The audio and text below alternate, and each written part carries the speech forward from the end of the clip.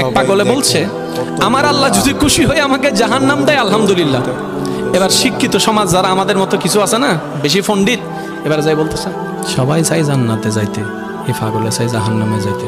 কত বড় গাদা। পাগলে মুস্কি হেসে বলে যায়, হ্যাঁ ঠিকই বলছেন, আপনাদের মতো সুস্থ আমি হতে চাই না, এই পাগলেই থাকতে চাই। এবার তাদের একটু টনক লটলো, কই কেন? সবাই চাই জান্নাত, তুমি চাচ্ছ জাহান্নাম। বলে যে ভাইয়ারা, আপনারা মনে হয় আমার কথাটা খেয়াল করেন নাই, আমি বলেছি আমার রব যদি খুশি হয়ে,